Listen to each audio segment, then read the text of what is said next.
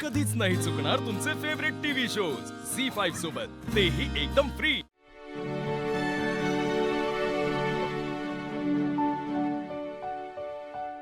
ये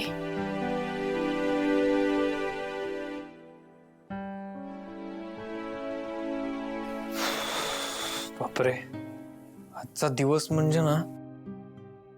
आशू, तुला लागलं नाही ना? नाही, मला काही लागलं नाही, पण मला नेहाची काळजी वाटत होती ग। म्हणजे ती उगाच माझ्यामुळे यात इन्व्हॉल्व झाली आणि तिला त्रास झाला।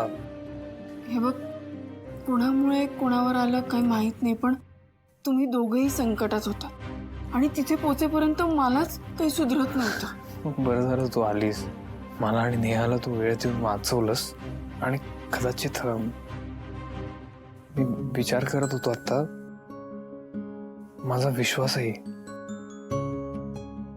आशू, मी हे सगळं केलं म्हणून तुला असं वाटत असेल। हे बघ, तू लगेच निर्णयावर येऊ नकोत। मला ना तुझा कायमचा विश्वास हवाय। आपण बोलू नंतर। नाही, आपण आत्ता बोलू। मी विचार करत होतो आणि मला तुला सांगायचं आहे की मी तुझ्याशी असा वागत का होतो आणि काय कारण होतं, म्हणजे सगळ्या गोष्टी सॉर्ट होतील ना। ओके, सो असं झालं की त्या दिवशी तुझा वाढदिवस होता, मी सगळी प्रिपरेशन केली आणि सगळा दिवस नॉर्मल गेला, खूप चांगला होता। मग मी तिथे पोहोचलो, गाडीतनं उतरलो आणि तुला प्रपोज करायला येणार तेवढ्यात मला शिवा, आशू, चल नंतर बोलू। आशू, अगं हो, काय झालं? काय झालं? अगं इथे पुढे आहे ना, मला बोलायचंय तुझ्याशी। ये ये ये, काय झालं? सांगते ना। किती काय चाललंय? कशासाठी बोलावलंयस? आई, त्या पोरीने औषध घेतलंय। नेहा, तू जा जा, आराम कर जा। नाही मी ठीक आहे। हे बघ कीर्ती, यामागे कोण आहे ह्या गोष्टीचा छडा आपण लावूच। आशूच्या त्या पोलीस मित्रालाही मी फोन केला होता, तो म्हणाला मी शोध घेतो म्हणून। हा, येस, आपल्याला आशूच्या मागे कोण आहे हे लवकरच कळेल। थँक्यू काका। नाही, बरं झालं तू स्वतःहून विषय काढलास, कारण मला या विषयावर यायचंच होतं। कीर्ती, काय झालंय? भाऊ, मला आज सगळ्यांसमोर ना एक सत्य आणायचं, जे गेले कित्येक दिवस मला सगळ्यांसमोर आणायचंच होतं। कसलं सत्य? आई, आपल्या घरावर ना संकट बाहेरून आणायची काहीच गरज नाही, कारण खरं संकट आपल्या घरातच आहे। आपल्या घरातच अशी एक व्यक्ती आहे जी आपल्याच लोकांवर मुद्दाम संकट घडवून आणते। आशूवर झालेला हल्ला मुद्दामूनच घडवून आणला होता, योगायोग नव्हता, तोही त्याच व्यक्तीने घडवून आणला होता। आणि जसं मला हे कळलं तसं मी आज सगळ्यांसमोर घेऊन येते, कारण आता वेळ आलीये त्या व्यक्तीला अद्दल घडवायची। ऐक ना कीर्ती, हे अशी ना गोल गोल फिरवून नको ना बोलू।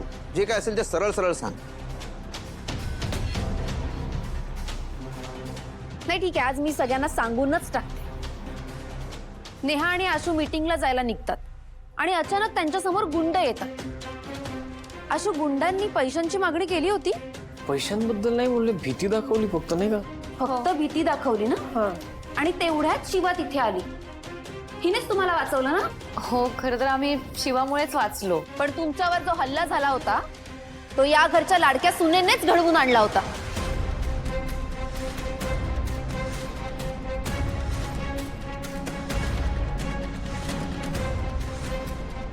कीर्ती, काय बोलतेस तू? डोकं फिरलंय का तुझं?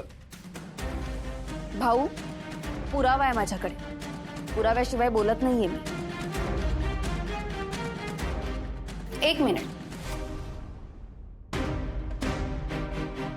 आई हा फोटो बघ, हा गुंड आहे आणि तोही हिच्या वस्तीतला, आणि हिनेच याला पैसे दिले होते।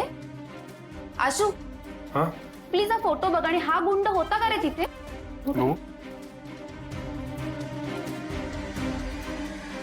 हाच आहे तो।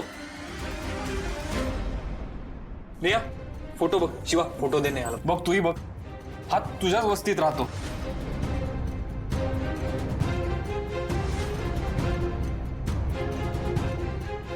नाही, पण मी हो एक मिनिट, मी का करीन हे? मला काहीच माहित नाही यातलं. कीर्ती, अगं तुझा काहीतरी गैरसमज झालाय. काय बोलतेस तू? नाही ठीक आहे भाऊ, गैरसमज झालाय ना माझा, ठीक आहे. पण ही म्हणाली होती ना हिला कोणाचा तरी फोन आला होता. काय ग, कोणाचा आला होता फोन? मी सांगितलं ना की मला नाव नाही सांगितलं त्यांनी कोणी. ताई काय चाललंय तुझं? ती का खोटं बोलेल? मग काय स्वतःच्या गुन्ह्याचा पाडा वाचून दाखवणार आहे ती?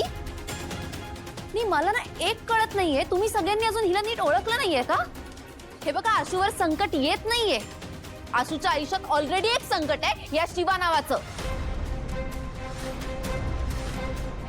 तुम्ही आळ घेताय माझ्यावर. मी असं का करीन? हल्ला का करीन आशूवर? हे बघ, मला ना माहितीये हे सगळं तूच केलंयस. फक्त आता हे मला सगळ्यांसमोर सिद्ध करायचंय. नाही ठीक आहे, नाही ठीक आहे, तुला वाटतंय ना तू खरी आहेस, मग जा ना फोन घेऊन ये तुझा. अगं जा, बघत काय उभी राहिलीयस माझ्याकडे? जा ना.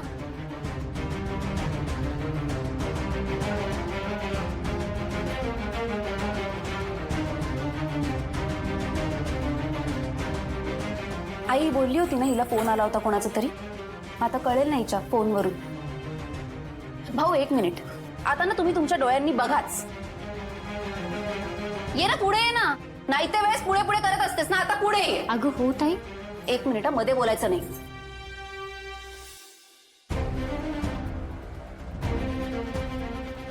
कुणाचा आला होता फोन? अगं दाखव ना. अच्छा, एवढ्या खाली आहे का नंबर? एवढे कॉल येतात तुला? अगं एक मिनिट थांब ना, ती शोधते ना, बघते ना ती. काय झालं, सापडत नाहीये? अरे असं कसं शक्य आहे? फोन नंबर कसा जाईल? कसा सापडेल? कुणाचा फोन आला असेल तर सापडेल ना नंबर. नाही भाऊ सीताई, असं नाहीये. मी किचन मध्ये गेले, मला फोन आला. मी म्हंटल ना मला फोन आला, पण त्यांनी नाव नाही सांगितलं. मी परत फोन केला त्यांना. अगं किती खोटारडी आहेस तू. नाही तू खोटी आहेसच, पण आता स्वतःच्या नवऱ्याच्या जीवावर उठलीस तू. मी असं का करीन? माझं प्रेम आहे आशूवर. मी नाही केलं असं. बस शिवा, बस. आता आणखीन काहीही सिद्ध करायची गरज नाही. सगळं उघड आहे.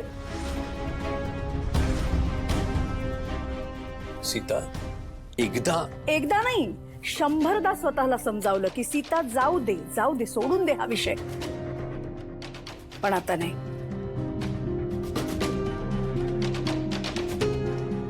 इतके दिवस मला वाटत होतं की तुझ्यामुळे आशूवर संकट येतात, पण आता मला कळतंय तूच आशूच्या जीवावर उठलीयस. सीताई असं नाहीये. मी तुम्हाला एक शब्द बोलू नकोस तू. सीता,